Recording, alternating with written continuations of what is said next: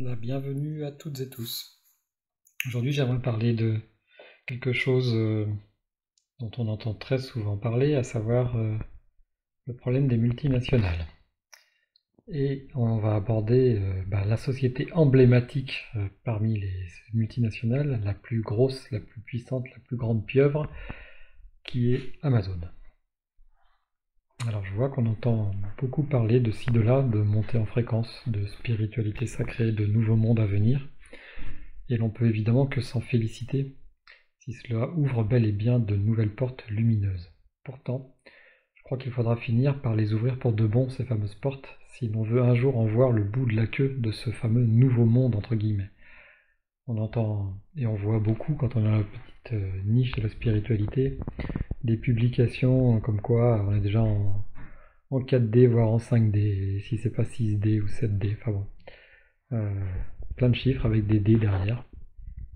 Tout ça déjà, ce ne sont que des mots, ce ne sont que des outils pratiques pour essayer de définir quelque chose qui en soi est indéfinissable puisqu'on parle de niveau fréquentiel et de niveau de fréquence et d'énergie et ça porte pas vraiment de nom, tout ça c'est vibratoire, c'est pas de l'ordre de la connaissance.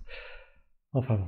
Donc parenthèse refermée sur ce sujet de la 5D dans laquelle on est déjà et qui me fait quand même un petit peu rigoler. Et vous allez donc comprendre pourquoi ça me fait un petit peu rigoler d'entendre dire qu'on est déjà en 5D, quand je vois que, en effet, un certain nombre d'intentions sont présentes, et en synchronicité avec la dite montée en fréquence. Alors je pense qu'il va être vraiment très nécessaire, et très rapidement surtout, de passer des paroles aux actes. Pour illustrer cela, le fait de passer des paroles aux actes, je vais prendre un exemple qui me concerne directement et dont il m'est possible de me targuer, en tout cas d'avoir quelques connaissances, celui de l'écriture et de la publication.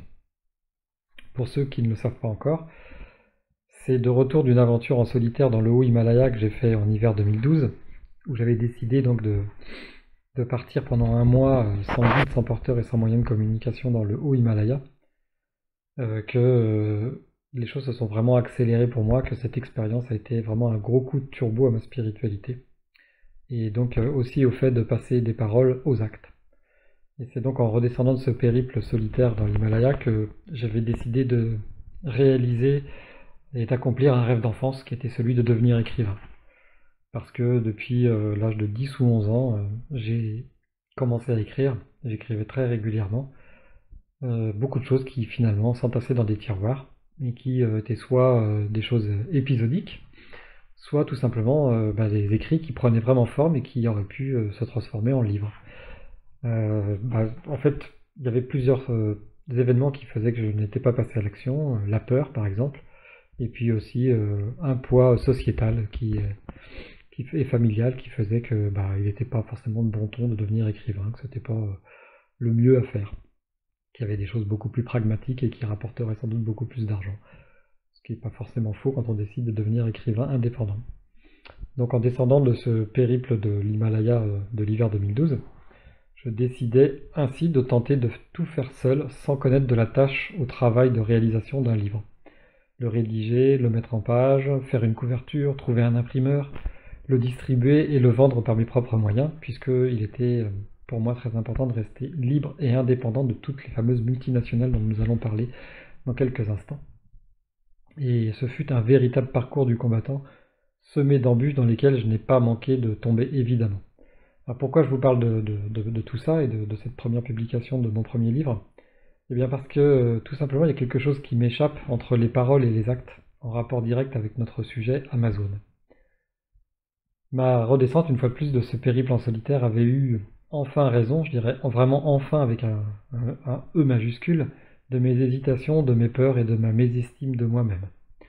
Des problématiques qui nous sont en fait finalement presque à tous et toutes communes. Et cela, ça s'est fait grâce aux enseignements qui m'ont été offerts lors de cette aventure, qui me disaient qu'il fallait passer des paroles aux actes.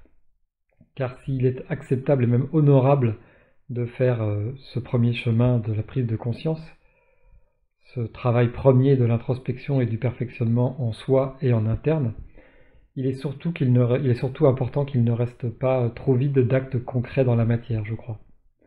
Je constate donc que nombreux sont ceux à faire eux aussi ce chemin, mais arrivé au passage à l'acte, eh bien parfois tout semble quelque peu déraper. C'est vrai que c'est très difficile de vouloir devenir autonome, de vouloir être beaucoup plus dans la spiritualité, dans le respect de la terre, dans l'amitié avec tous les êtres humains, avec les animaux, un respect avec tout ce qui nous est donné chaque jour. Mais quand il s'agit vraiment de passer dans le concret et d'essayer d'appliquer à sa vie quotidienne toutes les actions qui sont nécessaires à s'aligner avec ses pensées, ça devient beaucoup plus difficile et il n'est pas question de montrer du doigt ou de juger parce que moi aussi j'ai eu beaucoup de mal et j'ai encore du mal à me séparer de certaines choses qui sont le contraire d'évolutives.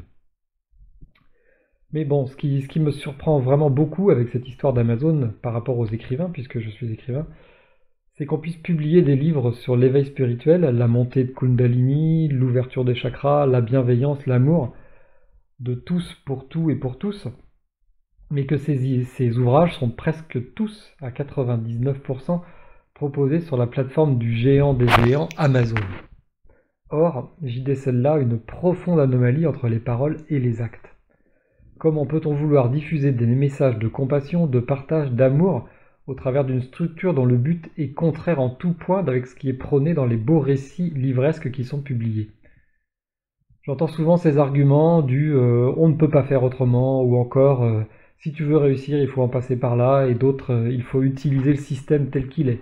Ça, je l'ai entendu souvent quand je fais remarquer que je galère et que c'est difficile pour moi de me faire connaître et de diffuser mes livres et de les vendre parce que j'ai pas de canal direct, je n'ai pas de maison d'édition qui peut me promouvoir, qui peut me faire avoir des interviews dans des magazines ou des interviews à la radio ou encore mieux me faire passer à la télévision.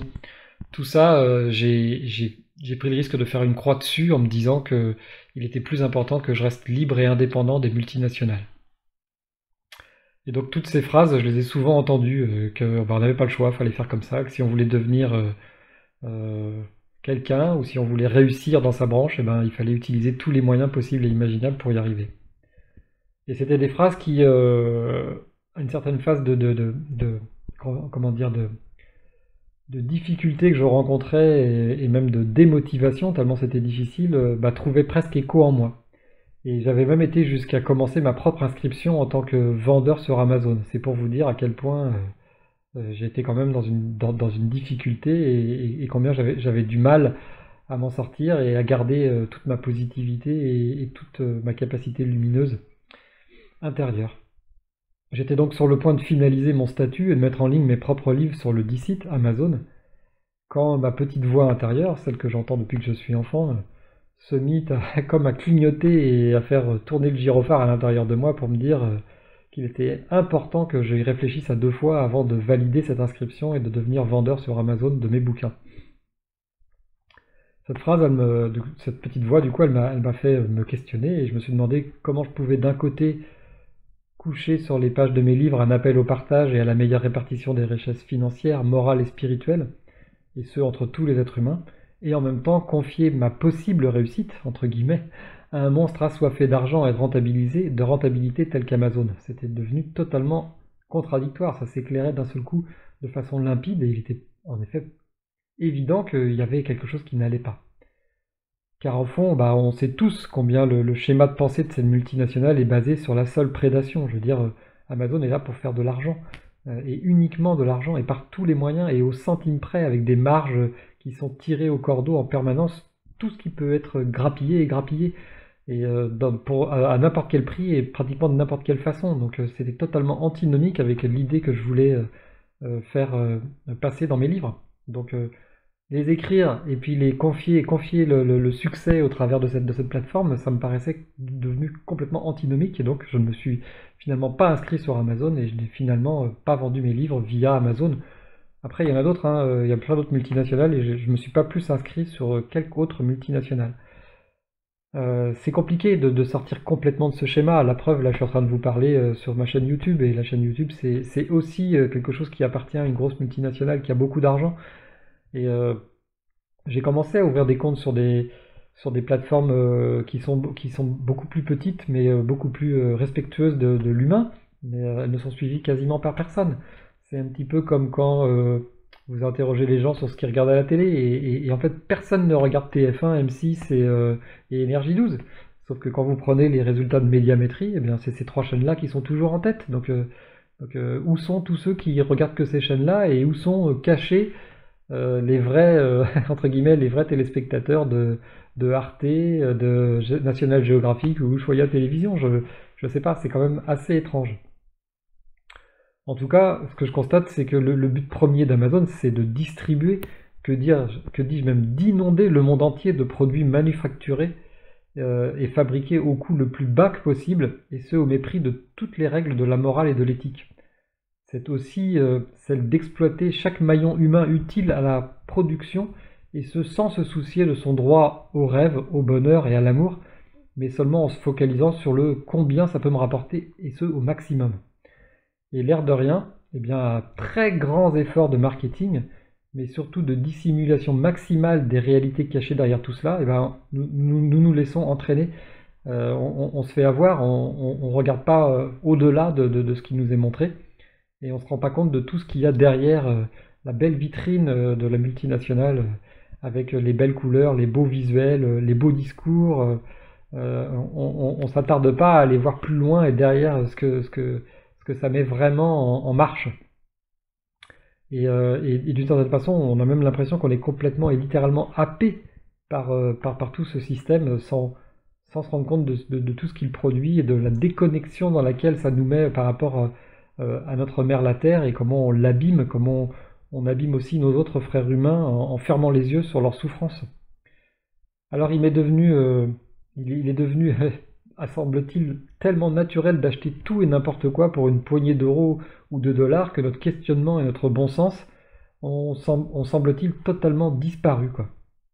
Nous faisons ainsi nos achats compulsivement et presque sans aucune conscience, et ce jusqu'à tel point que finalement ce ne sont plus les seules multinationales tant montrées du doigt, mais qu'on gratifie quotidiennement de nos achats libres et consentis, il est important de le rappeler, qui procèdent de la sorte, mais presque tout le monde. On est devenus presque tous comme ça, à finalement faire les choses dans l'inconscience. Et on continue de montrer du doigt les seules multinationales, les seuls gouvernements, nos seuls dirigeants, les seuls banquiers, les seuls assureurs, alors que finalement, eh bien, c'est nous qui cautionnons ce système en y participant. Et je sais combien c'est difficile d'en sortir, parce qu'ils nous proposent, eux, évidemment, ils ont le bon rôle, ils nous proposent la facilité, la rapidité, le coût moindre, mais en attendant, ça étouffe toutes les petites actions faites individuellement ou dans des tout petits groupes par des gens qui ont vraiment envie qu'on retrouve le respect de la terre, qu'on fasse beaucoup plus attention à ce qui nous entoure, qu'on soit beaucoup plus en conscience dans nos achats, qu'on soit beaucoup plus raisonnable aussi, qu'on arrête de surconsommer, d'acheter tout et n'importe quoi, qu'on soit beaucoup plus responsable dans ce que l'on fait. Et tous ces gens-là, eh ben, du coup, ils sont dans l'ombre, comme moi, je suis aussi dans l'ombre de toutes ces multinationales, et du coup, ben, le succès n'est pas au rendez-vous, mais en attendant, est-ce que c'est pas beaucoup plus important que chacun d'entre nous eh bien, se dise, c'est pas forcément le succès qui est le plus important, c'est pas forcément d'acheter toujours plus à moins cher qui est le plus important. Il y a vraiment un questionnement on doit se faire chacun en conscience. Parce que du coup, bah, la plupart du temps, nos paroles, elles restent parées de très beaux draps dénonciateurs de pratiques d'esclavagisme, mais dans nos actes, eh bien, on continue à condamner, à commander et à payer sur ces sites marchands de multinationales tels que Amazon, Wish, AliExpress et j'en passe et des meilleurs, quoi. C'est eux qui continuent à tirer la couverture à eux et à surexploiter toutes les ressources de la planète, à surexploiter aussi de l'humain un peu partout dans le monde, loin de nos yeux, loin de nos cœurs, quoi. Alors je comprends bien que souvent c'est notre peur du manque, nos désirs insatisfaits de petits enfants nés dans un pays riche, nos habitudes de luxe qui ont eu raison de notre bon sens et de notre conscience. Et on s'est presque tous laissés aller à la facilité et à l'aveuglement de tout ce qui se trame derrière ces belles vitrines, pourtant salies de tant de dédain pour l'être humain en général. C'est vrai que c'est difficile de poser son regard sur la réalité de tout ce qu'il y a derrière ça. Et donc du coup, bah, on souhaite pas trop s'attarder sur la possibilité de prix aussi bas. Comment c'est possible d'acheter des fringues qui finalement coûtent juste le prix de la matière première? Et ben, on le sait tous pourquoi. Bah, parce que déjà le prix de la matière première n'est pas payé le prix qu'il devrait être, que la personne qui confectionne le vêtement est absolument sous-payée et travaille 7 jours sur 7, 8, 10, 12 heures par jour. On a même vu des cas de gens enchaînés à leur machine à coudre pour qu'ils fassent leurs heures de travail. Euh, on peut aisément imaginer que quand on paye des fringues hyper pas chères, eh ben c'est forcément ça qu'il y a derrière. C'est aussi, il faut pas oublier qu'il y a des choses dans ce prix-là qui sont incompressibles, qu'ils ont forcément payé parce que les droits de douane, ça, ils les payent. Le transport de l'arrivée en France jusque dans les magasins, eh bien ça, ils le payent aussi. Et puis ensuite, ben, dans les magasins, on a quand même en France encore un salaire minimum qui fait que, eh ben, faut payer les gens et que donc ça a un coût. Donc vous imaginez quand vous déduisez tout ça, eh bien vous vous rendez compte qu'à l'autre bout du monde, forcément, il y a quelqu'un qui est surexploité et qui ne gagne rien. Autrement, il serait impossible d'acheter un t-shirt à 2 euros, ça serait pas possible. Voilà. C'est possible parce que tout est construit sur le postulat qu'on a le droit de massacrer la terre et de maltraiter les gens qui font ces fringues qu'on achète à 2 euros, quoi. Et évidemment, c'est difficile de s'attarder à ça et de voir le poids de notre responsabilité et de le reconnaître. Et moi aussi, j'ai eu beaucoup de mal à admettre ça avant eh ben, ce fameux voyage dans l'Himalaya et de voir des gens qui vivent avec 3 fois rien, dans une simplicité et une humilité absolument gigantesques, dans la pauvreté, la misère. Le but de cette vidéo, c'est pas d'appeler à ce qu'on devienne tous miséreux, bien au contraire. C'est d'appeler à ce que nous, on redescende un petit peu notre niveau de vie quand c'est possible, parce qu'il y a déjà aussi des gens dans les pays riches qui sont très pauvres, mais on va dire pour les gens qui vivent encore dans un certain confort, qui ont tout ce qu'il faut, et même en abondance, eh bien peut-être on va être obligé de redescendre d'un cran pour permettre à ces gens aussi de vivre décemment et de réaliser un petit peu leur rêve d'être humain en famille. Euh, c'est sûr que nos regards, du coup, ne souhaitent pas trop s'attarder sur les possibilités de ces prix bas, sur le comment et le pourquoi de tous ces objets qui ne valent rien, quoi. Bon, on peut néanmoins apporter un bémol en reconnaissant combien les personnes qui tirent les ficelles de derrière les rideaux de ces multinationales sont fortes et très habiles à cacher tout ce qu'il y a derrière. Ces multinationales, elles se sont presque toutes allouées les services des meilleurs conseillers en marketing et en communication de la planète. Et ils vont même encore beaucoup plus loin que ça parce qu'ils achètent les connaissances et les techniques délivrées par des neuroscientifiques dont les rouages de la psyché humaine ont de moins en moins de secrets. Donc du coup, équipées de l'ensemble de ces armes, eh ben, ces multinationales, elles influencent nos esprits à se plier aux exigences les plus instinctives de notre condition humaine plutôt qu'à l'élévation. Le niveau de conscience est tout le temps on est toujours maintenu le plus bas que possible pour qu'on continue à surconsommer de façon inconsciente et sans se réveiller et sans voir que on est en train de bousiller la terre, bousiller tout notre écosystème, massacrer le règne animal, le règne végétal, le règne minéral, et surtout, je le redis, de laisser des esclaves continuer à fabriquer toutes nos cochonneries à l'autre bout du monde, parfois donc enchaînés à leur machine à coudre, quoi. C'est complètement fou. Et ainsi, bah, de génération en génération, surtout depuis 3 générations, eh ben, a été effacé tout notre bon sens, mais surtout toute l'empathie que nous devrions ressentir pour l'ensemble de nos frères humains, qui souvent bossent tels des esclaves à l'autre bout du monde. Alors, pour conclure, si vraiment il y a une montée en fréquence, et je le crois vraiment, eh ben, est-ce qu'elle ne doit pas passer par la reprise de notre pouvoir individuel d'être en quête d'éveil? Parce que s'il y a une montée en fréquence et qu'on la sent tous et qu'on en parle, eh ben, il faut qu'on agisse, il faut vraiment que ce pouvoir individuel de la luminosité, de la compassion et de l'amour qui sont nos qualités intrinsèques de départ, qui ont été tellement étouffées et mises sous des couvertures, eh ben, si on est en quête d'éveil et de montée en fréquence, il va falloir forcément à un moment ou à un autre qu'on agisse et qu'on change tout ça, quoi. Et à cela, bah, la seule possibilité pour arrêter ce système, eh bien, c'est notre propre et salutaire reconquête de nous-mêmes. J'en vois pas d'autre, quoi.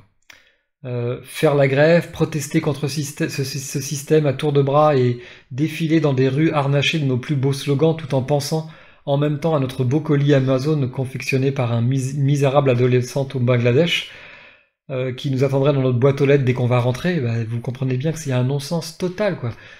Quand j'ai vu l'année dernière, il y a 2 ans, les adolescents ne pas aller à l'école pendant une journée pour les défiler pour la planète, et qu'ils défilent pour la planète avec des Nike à 200 € au pied, et puis un smartphone à la main, et un tas de produits fabriqués par des enfants de leur âge de l'autre côté du monde et qui bousillent la planète, c'est un non-sens. Alors évidemment, c'est des adolescents, donc ils font ils font leur expérience, ils sont par le passage aussi de l'affirmation de soi, qui passe aussi par ce stade-là.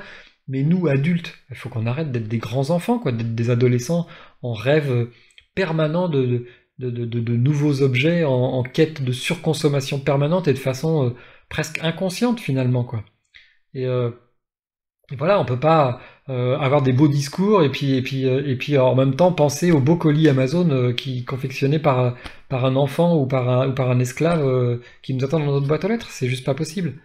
Alors certes, une fois de plus, Amazon ou Wish ou AliExpress et tout ça, eh ben, ils proposent les prix les plus bas, des prix tellement bas qu'on n'arrive même pas à y croire. Et puis en plus, ils arrivent à nous livrer tout ça gratuitement en moins de 48 heures chrono. Et évidemment, ça flatte notre portefeuille et notre désir du tout de suite. Mais dans ce cas-là, il faut aussi, bah, du coup, fermer les yeux sur l'ensemble des rouages humains qui ont permis cette prouesse entre guillemets, parce qu'en fait, c'est pas une prouesse, c'est juste une ignominie. Et voilà, je reconnais aussi que certes, il y a de moins en moins de possibilités d'acheter en dehors de ces gigantesques euh, mastodons de multinationales, parce que ils font de la vente à tout prix et l'on s'en plaint, mais finalement, cette situation, elle est rien d'autre que le résultat de nos propres choix individuels. C'est vraiment rien d'autre que ça. C'est l'addition de tous nos choix au quotidien. Et à chaque fois qu'on achète un produit, quel qu'en soit le prix, chez ces gens, eh bien, on cautionne ce système et on peut pas avoir bon rôle après de le dénoncer en même temps. Je veux dire, c'est pas possible. C'est comme critiquer en permanence les hommes politiques et les dirigeants en général. Je veux dire, ils ont le pouvoir qu'on leur a donné. C'est à nous aussi de faire ce travail de montée en fréquence, puisqu'on est soi-disant en train de se diriger vers la 5D. Alors si on se dirige vers la 5D, eh ben, il faut aussi agir en conséquence, en être spirituel et lumineux que nous sommes tous. Parce que ces multinationales gloutonnes, elles jouent précisément sur nos comportements individuels et séparés, en nous faisant nous focaliser sur notre seul petit bonheur à nous, notre satisfaction, sans jamais nous montrer tout ce qui nous ferait immédiatement prendre conscience de notre fatale erreur. Dans un autre domaine, si on montrait aussi aux gens les conditions d'élevage d'un cochon, comment les truies sont inséminées artificiellement à la main avec des enfin c'est complètement fou quoi, enfermés dans des tout petits enclos sur du caillebotis, à avoir les pattes qui baignent dans leur pisse et dans leur merde la longueur de journée, des truies à qui on enlève leur bébé au bout de quelques semaines, à qui on coupe les dents, la queue, les testicules sans aucune anesthésie, qui vont être nourris aux OGM toute leur vie enfermés par milliers de têtes dans des hangars. Ils verront jamais le jour. La seule fois où ils vont voir le jour, c'est pour monter dans un camion qu'on voit sur les autoroutes et aller se faire trucider dans un abattoir. Je veux dire, est-ce que ça, c'est vraiment la dignité de l'être humain? Est-ce que vraiment c'est ça notre condition d'être spirituel? C'est ça les êtres qui sont en train de se diriger vers la 5D? Des gens qui vont acheter aussi je veux dire, de la viande sous cellophane au supermarché? C'est ça notre condition d'être spirituel? Et pourtant, nous sommes des êtres spirituels, mais on est descendu tellement bas, on est si éloigné de notre condition initiale de lumière que on ne voit plus rien et on est là. Et donc, comme je le dis, jour après jour, eh ben, on est descendu très bas dans des fréquences et remonter les étages de l'ascenseur spirituel, ça va être aussi accepter d'avoir un comportement et des actes qui sont en rapport. J'ai moi-même quotidiennement des difficultés, et je sais ce que c'est, et il n'est pas question de jouer au père la morale ou au père la vertu et de montrer du doigt qui que ce soit et de dire faut faire ci, faut faire ça. Moi, je suis pas né végétarien, je le suis devenu. J'ai aussi acheté des fringues pourries fabriquées par H&M, par Zara, par Nike, par Adidas, sans trop réfléchir, en fermant un peu les yeux. Voilà, moi aussi j'ai fait tout ça.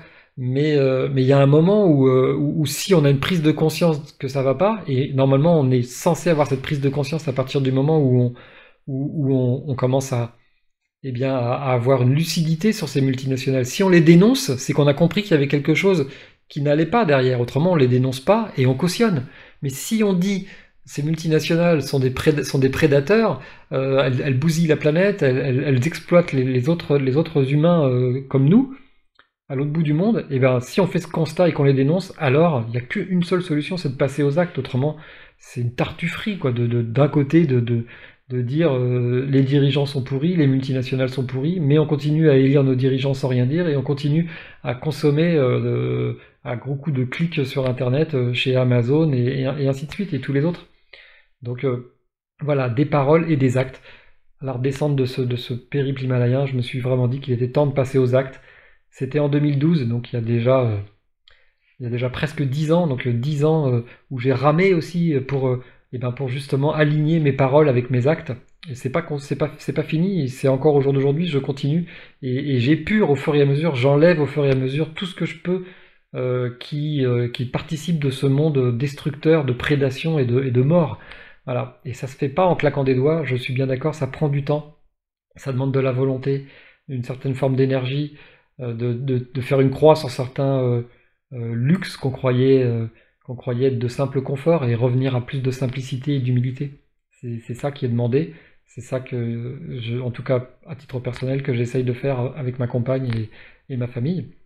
On est de plus en plus nombreux à le faire, donc j'ai vraiment grand espoir qu'on arrive à en faire quelque chose. Mais voilà, c'est individuellement, il faut qu'on s'y mette tous en étant plus respectueux de ce qu'on achète et de notre façon de prendre conscience de tout ça. Et donc j'ai souhaité pour ça rester indépendant pour mes livres. Et pour la première fois, depuis que je fais toutes ces vidéos YouTube, je vous appelle à aller visiter mon site internet. Et si vous voulez y participer, vous pouvez acheter un de mes livres qui est fait en conscience avec des vraies paroles de partage, de respect pour l'être humain, pour la planète, et qui est suivi d'actes. Voilà, c'est ça qui est important. Donc c'est pour ça que je ne suis pas chez Amazon et que je n'y serai jamais, je ne veux pas y aller.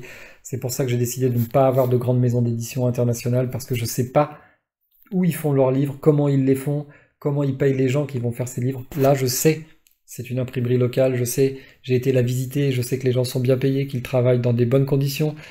Tout ça, c'est super important. Et donc le prix de la liberté, c'est celui-là. Donc si vous voulez aller visiter mon site et participer, il y a aussi du commerce équitable avec des gens de l'Inde et du Népal, des gens que j'ai rencontrés lors de mes voyages. Et j'essaye de supprimer tous les intermédiaires involuants qu'il peut y avoir entre eux et moi, dans la mesure du possible, et d'acheter des choses qui sont faites de façon aussi responsable et équitable. Voilà. Je crois vraiment que notre nouveau monde, ce monde vers la 5D dont on entend souvent parler dans le milieu de la spiritualité, il est déjà là, vibratoirement, il existe, il est présent. L'ascenseur spirituel est au rez-de-chaussée, il est prêt à nous emmener dans les étages, mais pour ça, il faut monter dedans. Et l'ascenseur, eh bien, il ne peut pas prendre tout notre fatras consumériste avec lui. Il faut monter tel qu'on est et accepter d'être beaucoup plus dans la simplicité. Voilà. Je crois que eh ben, ce nouveau monde, je l'appelle de mes voeux, il faut qu'on le construise chacun d'entre nous séparément dans notre petite vie quotidienne. Ça pourrait prendre que quelques semaines, parce qu'en tant que créateur incarné, ça peut aller très vite, comme des mois ou des années. Mais en fait, ce nouveau monde, il n'est que le creux de chacun de nos petits gestes quotidiens. Il n'y a pas besoin d'aller chercher plus loin. Et donc c'est ça qui nous est demandé de faire, c'est de changer nos habitudes et de tout faire avec beaucoup plus de conscience. Je vous remercie beaucoup de m'avoir suivi, c'était un petit peu plus long que d'habitude. Et puis, comme à mon habitude, je vous souhaite le meilleur en tout temps et en tout lieu. À très bientôt, merci.